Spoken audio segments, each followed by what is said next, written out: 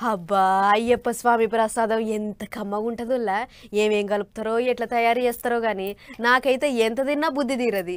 ఇప్పుడు సీజన్ గాబట్టి ఎవళ్ళో ప్రసాదం పెడతనే ఉన్నారు. తింటనే ఉన్నా.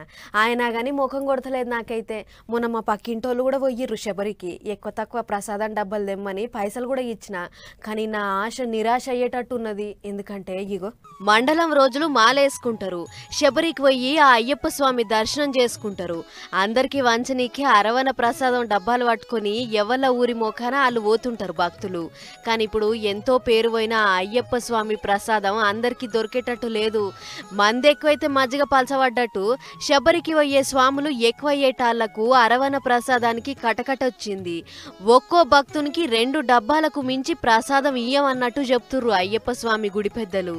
అవునట, నపరి 2 డబ్బాలే ఇస్తారట ప్రసాదం. మరి గట్లెందుకు అనంటే గిదంతా ప్రసాదం కాంట్రాక్ట్ తీసుకున్న కంపెనీల లోపమేనట.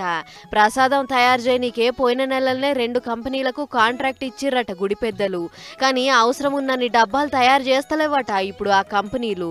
అందుకే ఎన్నంటే అన్నే కొనుక్కునే వీలున్నా అవసరానికి తగ్గ తయారీ లేకపోవుట్ల ఒక్క భక్తునికి 2 డబ్బాలే ఇయ్యాలని నిర్ణయం చేసిర్రు. ఈ నిర్ణయంతో భక్తులు చాలా బాధపడుతుర్రట. మరి కాదా, శబరి పోయి వచ్చినాక దేవుని ప్రసాదం నలుగురికి పంచి పెట్టకుంటే ఎట్లుంటది చెప్పుర్రి. దగ్గర వాళ్ళందరికీ ఒక్కో ప్రసాదం డబ్బా ఇయ్యాలని ఎంతో ఆశపడుతుంటారు భక్తులు. ఆ అరవన ప్రసాదం తినేతందుకు కూడా చాలా మంది ఇష్టపడుతుంటారు. కానీ ఇప్పుడు ఆ ఛాన్స్ లేకుండా పోతున్నది. ఏమైనా ఈసారి అటు కేరళ సర్కారోళ్ళు ఇటు శబరి గుడి పెద్దలు భక్తులను మంచిగా అరుచుకున్నట్ల ఫెయిల్ అయ్యిర్రు. ఎప్పుడు లేనంత తిప్పలే అవుతున్నది ఈసారి ఎందుకో.